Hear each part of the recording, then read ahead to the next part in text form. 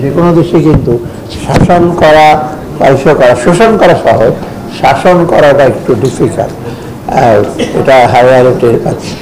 এখন জাতিত জীবন মানে আমি মনে করি যেটা আমার নিজের অভিজ্ঞতা আর জীবন থেকে যে শিক্ষাগুলো নিচ্ছি সেটা আমি সবসময় বলে থাকি, জীবন থেকে শিক্ষা। আমি হয়তো কিছু পড়াশোনা করেছি অর্থনীতি, কিন্তু আমার বেশিরভাগই হচ্ছে জীবন থেকে শিক্ষা। অনেকে বলছে যে কেতাবি শিক্ষা আমরা আছি কয়েকজন, আমার কেতাবে আমাদের অনেক, আমি প্রায় 18 বছর কলেজ প্রতিষ্ঠানে কর্তাবৃত্তি হিসেবে কাজ করেছি, অ্যাডমিশন। আর একেবারে আমাদের কেতাবি বিদ্যা না আমার, বা আমাদের অনেকে চেষ্টা করছি সেটা লাগাতে, কিন্তু প্র্যাকটিক্যাল যে সময় লাগানো যাচ্ছে না, যেগুলো জানি। প্রথমত বাংলাদেশের যে সমস্যাগুলো আছে, শাসন এবং উন্নয়ন দুটো একসাথে। আমি প্রথমে স্বীকার করি উন্নয়ন রাজনীতির সাথে সম্পর্কযুক্ত, কারণ রাজনীতি ছাড়া, রাজনৈতিক বন্দোবস্ত ছাড়া উন্নয়ন সম্ভব না। সেটা আমি প্রায় বলি। আমরা কিছু রিফর্ম করতে চেষ্টা করছি এবং রিফর্মের ব্যাপারে অনেক আছে যে অনেক কিছু করে ফেলবো, 10,000 সম্ভব না। আমি সাধারণত বলি একটা পদচিহ্ন পেছে রেখে যাবো যে যাতে এটা ফলো করতে পারে, কিন্তু লং টার্ম মিড টার্ম সংস্কার বিশেষ অর্থনীতিটা করা যাবে না, ডিফিকাল্ট অনেক কিছু। প্রথমে বাংলাদেশের উন্নয়ন কোষের সবচেয়ে একটা বড় দুর্বলতা যেগুলো বেশিরভাগই শহর কেন্দ্রিক এবং সেন্ট্রালাইজ, বিকেন্দ্র কেন্দ্রিক বা বাইরে শহরের বাইরে কিছুই করা হবে। এটা আমার মনে হয়, দেখো মাহবুবুল্লাহ বলছেন যে ছোট শহর, আমি তো গল্প বলি, আমি নেত্রকোনায় গেছিলাম, আমার এগুলো নিউ ইয়র্ক থেকে আসছে নেত্রকোনা, এখন টিনের চাল আছে, বালিশ মিষ্টি পাওয়া যায়, ও কিনে টিনে আসলাম। ঢাকায় না হবে বসানোর পর আমি নিউ ইয়র্কের মতো একটা জায়গায় পৌঁছালাম গণগ্রাম থেকে, মানে ঢাকা, গুলশান, নিউ ইয়র্ক আর আমার নেত্রকোনা বা গন্ডগ্রাম, এই হলো এত কন্ট্রাস্ট। আমাদের পৃথিবীর কোনো দেশে কিন্তু এত কন্ট্রাস্ট থাকে না।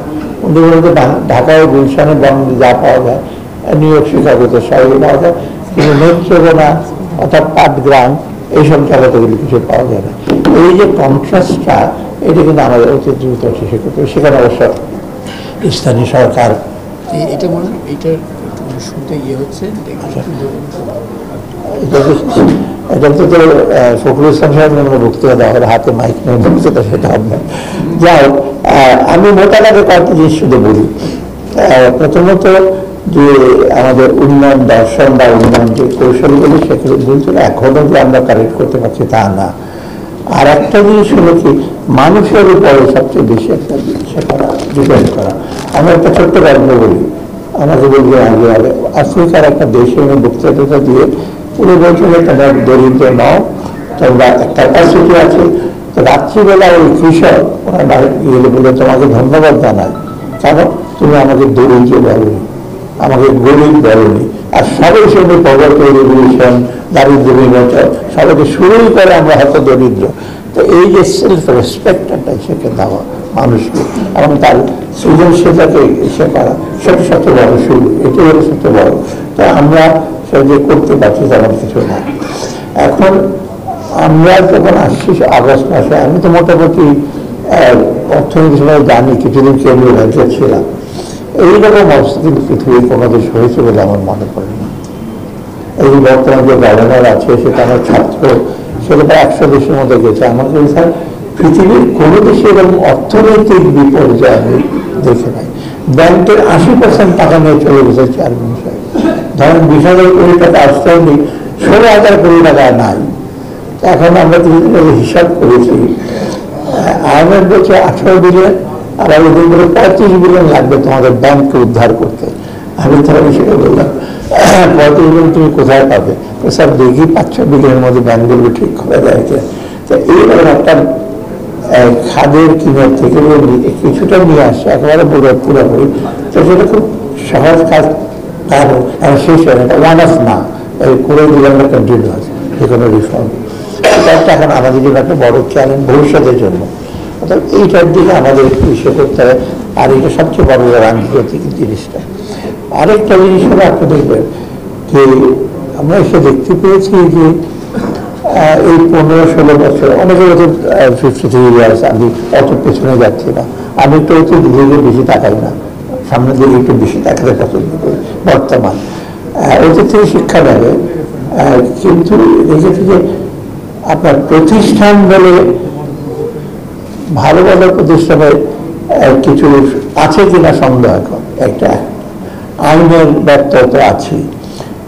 দ্বিতীয়ত প্রসেসগুলো কিছু কিছু ইমপ্লিমেন্ট করে দিতে এমন প্রসেস, এমন পদ্ধতিগুলো আছে এখনো অর্থনীতির এত বেশি ডিস্টার্বেড হয়ে গেছে, ভালো কিছু হলেও কিন্তু তাই আপনি করতে পারবেন না, অনেক ডিফিকাল্ট হয়ে গেছে। অর্থাৎ এত পারভেসিভ মানে প্রতিষ্ঠান থেকে শুরু করে তারপরে আপনার প্রসেসগুলো, মেথডগুলো। তৃতীয়ত যারা আছে মানুষ, আর মানুষগুলো তো চেঞ্জ হয়নি, এটা তো সবচেয়ে বড় চ্যালেঞ্জ। এখন আমাদের বলছে আমাদেরকে সব বিদায় করে দেয়, ওকে বিদায় করে দেয়, সব। এখন একটা প্রশাসন বা একটা ইস্যুতে চলে না এভাবে, তাদের উপর ডিপেন্ড করে মাথা হাত বলে ধমক দিয়ে কোনোভাবে করা হচ্ছে। তো এটা যে পারফেক্ট তা না। তবে আমরা মানুষের যে প্রশিক্ষণ, মনোভাব, এইগুলিকে আমরা দূর না করতে পারি। যেটা বলি যে 5 লক্ষ টাকা দিতে হয়, এখন আগে 1 লক্ষ। মানুষগুলো তাই আছে, হয়তো আমরা এতটা মনিটর করতে পারছি না, এখন 1 লক্ষ টাকা দেখা পাচ্ছি। এই প্রসঙ্গে আমি বলি যে গভর্নেন্সটা খুব ডিফিকাল্ট। গভর্নেন্সটা বড় যে আমি বইটা দেখছিলাম, এই যে অ্যানাটমি অফ পাওয়ার, গলবেথ একটা কনসেপ্ট আছে, কাউন্টারভেলিং পাওয়ার। কাউন্টারভেলিং পাওয়ার মানে চেক অ্যান্ড ব্যালেন্সের জন্য কর্পোরেশন যেমন মনোপলি ভাঙার জন্য কম্পিটিশন লাগবে, সরকারের কিন্তু কাউন্টারভেলিং পাওয়ার দরকার। এই আপনার এখন সংস্কার নিয়ে আমরা বলছি, অ্যাসেম্বলিতে যারা থাকে বা যে সরকার কোনো কাউন্টারভেলিং পাওয়ার আছে, মানে আপনার প্রধানমন্ত্রী ক্ষমতা বলছে, প্রধানমন্ত্রী তারা এমপির খবর। আমি একবার বাজেট দিয়েছিলাম, বলছিলাম রিসেন্ট ক্লাস করে এমপির 30 জন, এমপিদের বিচরণ সর্বত্র, কোনো মানা করতে পারবেন না কোথায় যাবে না যাবে। তারপরে তারা যদি এই অ্যাটিচিউড হয়, তাদের বিচরণ সর্বত্র তারা সবই করতে পারবে, তো এখানে তো কোনো কাউন্টারভেলিং পাওয়ার নেই, কারণ তাদের চেক অ্যান্ড ব্যালেন্স কিছুই নাই। তো এইটা যদি না থাকে, এটা ওই যে রাজনৈতিক ব্যাপার এটা। আর ইকোনমিক্স সাথে আছেই, যেটা কম্পিটিশন করবে, ছোট ছোট স্মলদের সে করবে। তো এইটা কিন্তু যতটা না করি, যত রকম সংস্কার যত কিছু করি, পারবো না। এটা ওয়েস্টার্ন কান্ট্রিতে হয়েছে, সেখানেও কিছু ব্যর্থ এখনো আছে। অর্থাৎ আমি বক্তব্য দীর্ঘ করবো না। যেটা আমি দেখলাম যে সবচেয়ে বড় জিনিস হলো যে যেগুলো লিখেছিল প্র্যাকটিক্যাল জিনিস। আর একটা জিনিস বলে শেষ করি, আমি যেহেতু একটু সোকল তথাগত নীতি নির্ধারণ সেটা আছে, আমার যেন প্রবলেম হচ্ছে, আমি যতই সিম্প্যাথেটিক হই, পপুলার পারসেপশন, পপুলার ডিমান্ড, হিসেবে কিন্তু সব পলিসি নেওয়া যায় না। আর এক পলিসি কেমন দিয়ে, একটা পলিসি কেমন দিয়ে পপুলার পলিটিশিয়ান না, তো ওনাকে তৈরি বাজেট করার সময় এই সে বললে ট্যাক্স কমাতে, আরেকজনকে ওনাকে কমাতে গেলে ওকে বাড়াতে হয়, ওকে কমাতে হলে আরেকজনকে বাড়াতে হয়। তবে আমি বললাম একদিন কথা প্রসঙ্গে প্রধানের পরিষদে, আমি যদি বাজেটটা এইভাবে করি, আপনার কর্মকার বেতন থেকে কেউ কিচ্ছু পাবেন না, আমার জিরো রেভিনিউ থাকবে। এই অনলাইন আইএস থেকে যে টাকা পয়সা নিজে কিছু চালাতে পারি তাদের, কারণ সবার চাই সুবিধা, কিন্তু কেউ যে কর দেবে, স্যাক্রিফাইস করবে, সবাই হলো কুইক প্রুফ। আমি ট্যাক্স দেবো, আমার সুবিধা দিতে হবে।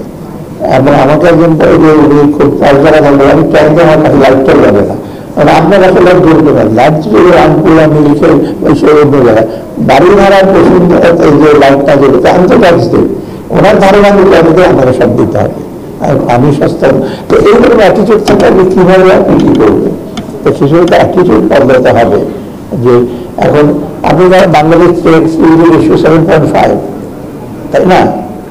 সবাই গালিগালাজ করে, আমাকেও তো এখন করে বাড়াতে হবে।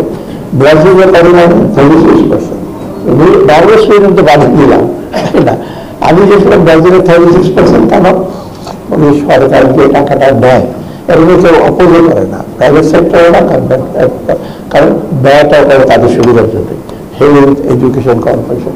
আর আমাদের যেটা সুবিধা, ট্যাক্সের মতো ব্যয় করে এমন জায়গায় সাধারণ মানুষ সুবিধা পাবে না। তো এই ব্যালেন্সটা আমাদের নাই, সেখানে আমি বলি নীতি নির্ধারণ একটা প্রবলেম আছে। যাই হোক, আমি হয়তো আপনারা আরও কিছু বলবেন, অনেক কিছু, সেগুলি হয়তো আমরা চেষ্টা করবো। তবে এখন যে খুব জাস্টিস করতে পারবো আর কয়েক মাসে, আমরা চাচ্ছি দ্রুত একটা রাজনৈতিক আসুক, তারাই গাইড করবে।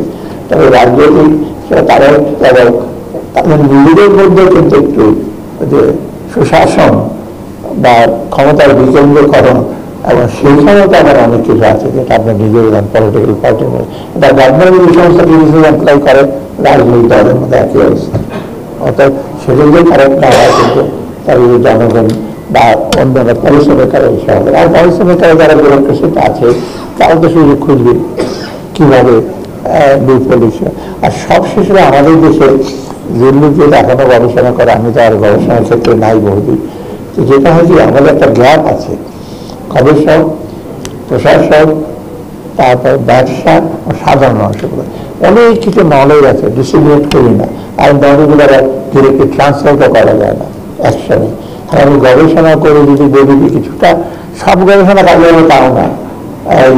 নিউটনের থিওরি আপেল পড়লো তাকে তো পাহাড়ের উপরে গিয়ে প্রমাণ করতে হয় না, এমনি ম্যাথমেটিক্যালি প্রমাণ করে কিছু বেসিক গবেষণা আছে, কিন্তু কিছু গবেষণা আছে কাজে লাগবে যেটা প্রশাসক, আমি সোশ্যাল অ্যাডমিনিস্ট্রেটর বলি, তারা কনভিন্স করতে হবে। আর যে ব্যবসার সাথে লিঙ্ক থাকে, মার্কেটের সাথে লিঙ্ক না হলে কিন্তু এই যে আমাদের নলেজগুলো ঠিক কাজে লাগাতে হবে। ডিসক্রিমিনেশন হয়, অনেক ক্ষেত্রে হয় না। আর একটা জিনিস বলে শেষ করে এগুলো আমার পার্সোনাল, আমরা বাঙালিরা আর বাংলাদেশে বহু কথাবার্তা বলি, কিন্তু কথাবার্তা বলি। আমি পারিবার গেছি, সেখানে সারাদিন মিটিং করে, 5 দিন মিটিং করে, আর একটা ডকুমেন্ট দিল 7 পৃষ্ঠা, এই হলো প্যাকরা কি করবে ব্যাস।